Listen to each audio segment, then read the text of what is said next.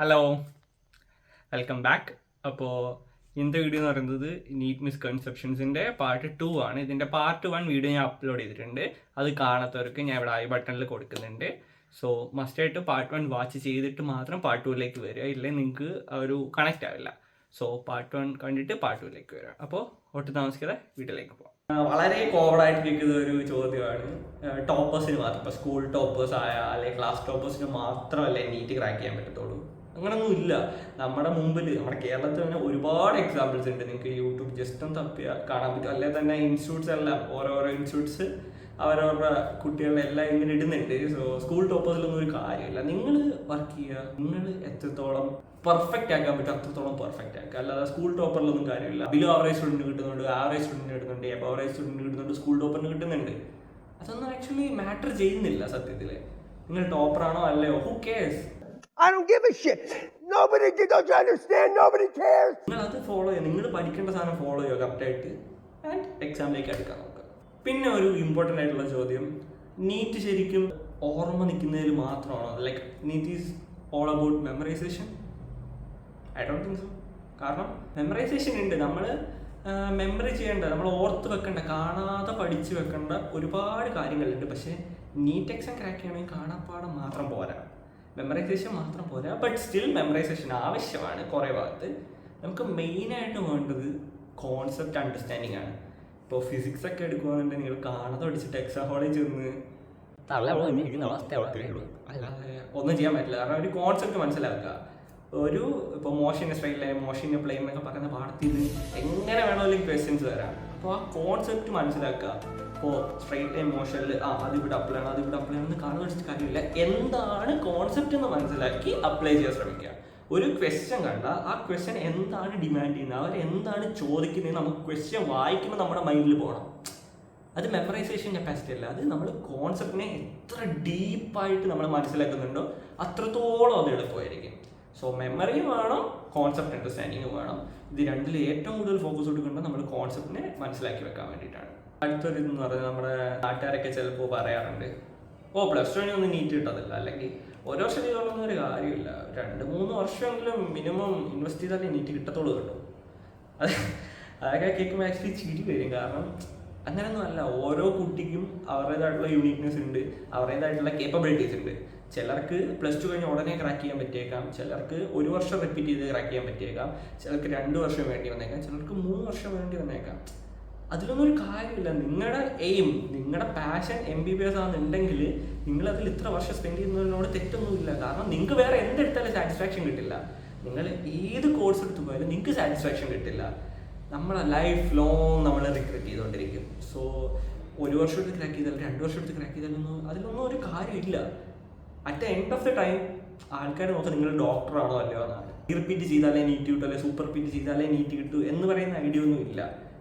നിങ്ങൾ എത്രത്തോളം വർക്ക് ചെയ്യുന്നു അത്രത്തോളം നിങ്ങൾ നീറ്റ് എക്സാമിലേക്ക് അടുക്കും. അപ്പോൾ അത് മേ ബി 1 ഇയർ ആകാം, ചിലപ്പോൾ പ്ലസ് ടു കഴിഞ്ഞ് ക്രാക്ക് ചെയ്യുന്ന ഒരുപാട് സ്റ്റുഡൻസ് ഉണ്ട്, ചിലപ്പോൾ 2 വർഷം ആവാം. അതൊക്കെ നമ്മൾ പഠിക്കുന്നതനുസരിച്ചിരിക്കും. പിന്നെ നിങ്ങൾ എന്തായാലും നീറ്റ് എക്സാമിന് സിൻസിയറായിട്ട് പ്രിപ്പയർ ചെയ്യുന്നവരാണെന്നുണ്ടെങ്കിൽ നിങ്ങൾ ഉറപ്പായിട്ട് മോക്ക് ടെസ്റ്റ് ഒക്കെ അറ്റൻഡ് ചെയ്യും.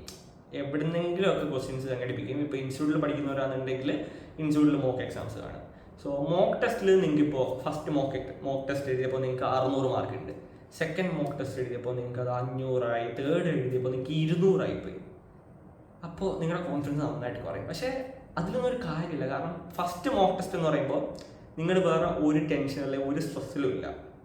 നിങ്ങളുടെ ഫോക്കസ് എന്താ, അതിൽ മാക്സിമം സ്കോർ ചെയ്യുക എന്നുള്ള ഒറ്റ ഇതേ ഉള്ളൂ. എക്സാമിൻ്റെ സ്ട്രെസ് ഒന്നുമില്ല, കാരണം തുടക്കമല്ലേ. അപ്പോൾ നിങ്ങൾ നന്നായിട്ട് പ്രിപ്പയർ ചെയ്ത് ഒരു ടെൻഷനും ഇല്ലാതെ എക്സാം എഴുതി നല്ല സ്കോർ മേടിച്ചു. പക്ഷെ പിന്നെ അങ്ങോട്ട് പോകുമ്പോൾ ഒരുപാട് ചാപ്റ്റേഴ്സായി, ഒരുപാട് പഠിക്കാനുണ്ട്, എക്സാം അടുക്കാറായി. അപ്പോൾ ടെൻഷൻ വന്നിട്ട് മേ ബി കുറഞ്ഞേക്കാം. പക്ഷെ എല്ലാവർക്കും കുറയുന്നൊന്നും ഞാൻ പറയുന്നില്ല കേട്ടോ. പക്ഷെ അങ്ങനെ കുറയാനൊന്നും കാര്യമില്ല. നിങ്ങൾ ലാസ്റ്റ് എക്സാം എങ്ങനെ അപ്പിയർ ചെയ്യുന്നു, എങ്ങനെ പ്രിപ്പയർ ചെയ്തിട്ട് ആ എക്സാമിൽ സ്കോർ ചെയ്യുന്നു, അത് മാത്രമേ മാറ്റർ ചെയ്യത്തുള്ളൂ. കാരണം മോക്ക് എക്സാമിൽ 200 മേടിച്ചവനും നീറ്റ് എക്സാമിൽ 600 മാർക്ക് മേടിക്കാവുന്നതേ ഉള്ളൂ. അങ്ങനെ മേടിച്ചിട്ടും ഉണ്ട്. സോ ഈ മോക്ക് ടെസ്റ്റിൽ മാർക്ക് കുറവാന്ന് വെച്ചിട്ട് നീറ്റ് എക്സാമിൽ മാർക്ക് കുറയണമെന്ന് ഒരു നിർബന്ധമില്ല. അതേപോലെ തന്നെ മോക്ക് എക്സാമിൽ മാർക്ക് കൂടുതലാണെന്ന് വെച്ചിട്ട് നീറ്റ് എക്സാമിന് മാർക്ക് കൂടുതൽ കിട്ടണമെന്നും ഒരു നിർബന്ധമില്ല. നിങ്ങളൊരു നീറ്റ് റിപ്പീറ്റർ ആണെന്നുണ്ടെങ്കിൽ ഞാൻ പറയാൻ പോകുന്ന കാര്യം നിങ്ങൾക്ക് എന്തായാലും അനുഭവപ്പെട്ടിട്ടുണ്ടാവും. ഓവർ തിങ്കിങ്ങും നെഗറ്റിവിറ്റി. ഓവർ തിങ്കിങ് എന്ന് പറഞ്ഞാൽ അത് ഈ ഒരു ലെവലായിരിക്കും. പിന്നെ ഇങ്ങനെ കയറി പോകും. എവിടേക്കോ ഓവർ തിങ്ക് ചെയ്തത്. ഓവർ തിങ്കിങ് അതുപോലെ നെഗറ്റിവിറ്റി എന്ന് പറഞ്ഞാൽ അയ്യോ എനിക്ക് കിട്ടിയില്ലെങ്കിൽ എന്ത് ചെയ്യും, അയ്യോ നീറ്റ് കിട്ടിയില്ലെങ്കിൽ എന്ത് ചെയ്യും, അയ്യോ ഈ ഒരു ചിന്ത. അപ്പോൾ ഫസ്റ്റ് ഓഫ് ഓൾ ഇത് നിങ്ങൾ മാറ്റിവെക്കാൻ നിങ്ങളെ കൊണ്ട് പറ്റില്ല. ഇത് വരും, എന്തായാലും വരും നീറ്റ് റിപ്പീറ്റ് ചെയ്യുന്ന ഒരാളാണെങ്കിൽ.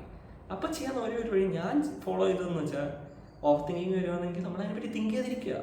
ഓവർ തിങ്കിങ് വന്ന് ഓക്കെ കുറച്ച് കഴിഞ്ഞ് ആലോചിക്കുക എന്ന് പറഞ്ഞാൽ മാറ്റി വെക്കുക. നെഗറ്റിവിറ്റി വരുവാണെന്നുണ്ട്. ഇപ്പോൾ എന്തായാലും നെഗറ്റീവ് തോട്ട്സ് വരുന്നുണ്ട്. ഈ ചെവി കൂടെ കിട്ടി ഈ ചെവി കൂടെ കളയുക. Simple. Most of the time എനിക്ക് വർക്കൗട്ട് ആയിട്ടുണ്ട്. എപ്പോഴും വർക്കൗട്ട് ആയിട്ടില്ല, ബട്ട് സ്റ്റിൽ ഓരോവർക്കൊക്കെ വർക്കൗട്ട് ആവും. ഞാൻ കുറച്ച് ഫ്രണ്ട്സിൻ്റെ അടുത്ത് പറഞ്ഞിട്ടുണ്ടായിരുന്നു, അവർക്കും ഏറെക്കുറെ വർക്ക് ആയിട്ടുണ്ട്. നിങ്ങളത് ട്രൈ ചെയ്ത് നോക്കുക. സോ ഓവർ തിങ്കിങ് നെഗറ്റിവിറ്റി ഒക്കെ മാക്സിമം ഒഴിവാക്കാൻ ശ്രമിക്കുക. ഹോസ്റ്റലേഴ്സ് ആണെന്നുണ്ടെങ്കിൽ എന്തായാലും നിങ്ങളുടെ ഹോസ്റ്റലിൽ ഒരു ഡീമോട്ടിവേറ്റീവ് ഫ്രണ്ടെങ്കിലും കാണും. ബിഡിപ്പോൾ ഒരാളെങ്കിലും കാണും. എവിടെയെങ്കിലും ഒരുത്തൻ കാണും. എവൻ ഇങ്ങനെ വന്നിട്ട് എനിക്ക് എക്സാം ഇത്ര മാർക്കല്ലേ, കിട്ടത്തില്ലടാ, നീറ്റ് കിട്ടത്തില്ല ഇങ്ങനെ പറയും. പിന്നെ നീ ഇങ്ങനെ നടന്നോ, നിനക്ക് നീറ്റ് കിട്ടാൻ പോകുന്നില്ല. നീ ഓണത്തിന് വീട്ടിൽ പോയല്ലേ, നിനക്ക് നീറ്റ് കിട്ടത്തില്ല. ഇങ്ങനെ പറയുന്നത് ഒരുത്തൻ എൻ്റെ ഹോസ്റ്റലിൽ ഉണ്ടായിരുന്നു, പേരൊന്നും ഞാൻ പറയുന്നില്ല. അപ്പൊ ഇങ്ങനെ പറയുന്ന ഒരു ഡിമോട്ടിവേറ്റിംഗ് ഫ്രണ്ട് എന്തായാലും ഒരു ഹോസ്റ്റലിൽ മിനിമം ഒരാളെങ്കിലും കാണും. സോ ഈ ചെക്കന്മാരെ കണ്ടാൽ നിങ്ങൾ എന്താ, ഓക്കെടാ ശരി താങ്ക്സ് ഇങ്ങനെ പറഞ്ഞ് ഒഴിവാക്കുക. അല്ലെങ്കിൽ എന്താ അതേ പറയാം. നമ്മുടെ ഫാദർ പറഞ്ഞ പോലെ അതെ ഡിമോട്ടിവേറ്റിങ്ങിനെ കണ്ടോ ചലോ എന്ന് പറഞ്ഞിട്ട് മൂവ് ഓൺ ചെയ്യുക.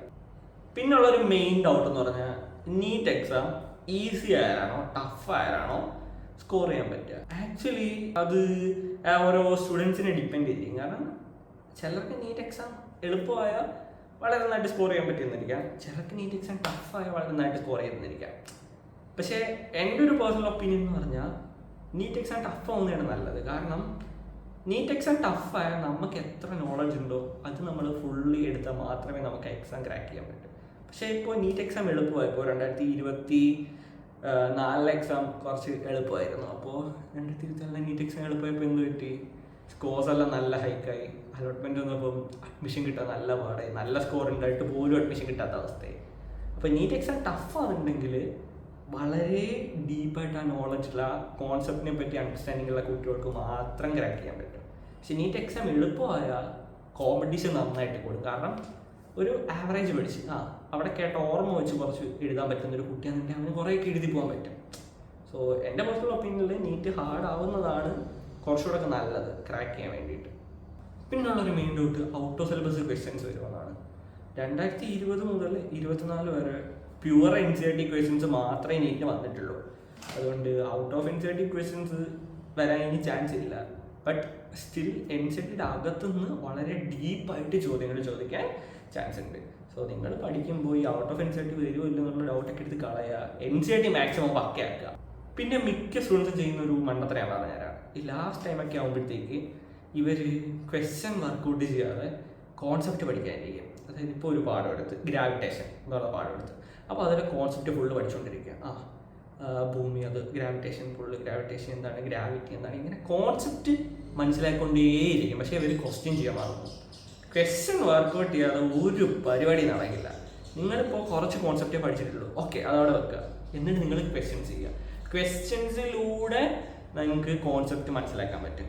ഓരോ ക്വസ്റ്റ്യൻ ചെയ്യുമ്പോൾ അതിനെ അപ്രോച്ച് ചെയ്യുന്ന രീതി നിങ്ങൾക്ക് കിട്ടും. അതിലൂടെ നിങ്ങൾക്ക് ക്വസ്റ്റ്യൻസിനെ കോൺസെപ്റ്റ്സിനെ മനസ്സിലാക്കിയെടുക്കാൻ പറ്റും. അങ്ങനെ പ്രിപ്പയർ ചെയ്യുക. ലാസ്റ്റ് ടൈം ആകുമ്പോൾ വെറുതെ ഇരുന്ന് കോൺസെപ്റ്റ് വായിച്ചുകൊണ്ടിരിക്കൽ പക്ക റീഡിങ്ങിലുള്ള ഒന്നും കിട്ടാൻ പോകില്ല. നിങ്ങൾക്ക് ഓൾറെഡി എന്തായാലും കുറേ കോൺസെപ്റ്റ്സ് അറിയാം. ആ കോൺസെപ്റ്റ്സ് മതി. ബാക്കി ക്വസ്റ്റ്യൻ ചെയ്യുന്നതിലൂടെ നിങ്ങൾക്ക് സെറ്റാക്കി എടുക്കാൻ പറ്റും. സോ കോൺസെപ്റ്റ്സ് പഠിക്കുന്നതൊക്കെ ഒരു ലിമിറ്റിൽ പഠിക്കുക. ബാക്കി മൊത്തം ക്വസ്റ്റ്യൻ നിങ്ങളുടെ ടൈം നിങ്ങൾ മാക്സിമം ഇൻവെസ്റ്റ് ചെയ്യേണ്ടത് ക്വസ്റ്റ്യൻസ് ചെയ്യുന്നതിലേക്കാണ്. നിങ്ങൾ മാക്സിമം ടൈം ഇൻവെസ്റ്റ് ചെയ്യേണ്ടത്. അപ്പോൾ ഇത്രയൊക്കെ ഉള്ളൂ. ഇതൊരു നീറ്റിനെ പറ്റിയുള്ള ഒരു മിസ്കൺസെപ്ഷൻ വീഡിയോ ആണ്. വീഡിയോ ഇഷ്ടപ്പെട്ടിട്ടുണ്ടെങ്കിൽ ലൈക്ക് ചെയ്യുക. അതേപോലെ നിങ്ങൾക്ക് എന്തെങ്കിലും ഡൗട്ട് ഉണ്ടെങ്കിൽ എൻ്റെ കോൺടാക്ട് ഇൻഫോ ഞാൻ ഡിസ്ക്രിപ്ഷനിൽ കൊടുക്കുന്നുണ്ട്. Feel free to contact me. And നിങ്ങൾക്ക് ഇതേപോലുള്ള നീറ്റ് പരമായിട്ടുള്ളയും അതേപോലെ എഡ്യൂക്കേഷണൽ വൈസ് ആയിട്ടുള്ള അപ്ഡേറ്റ്സിന് വേണ്ടിയിട്ട് ചാനൽ സബ്സ്ക്രൈബ് ചെയ്യുക.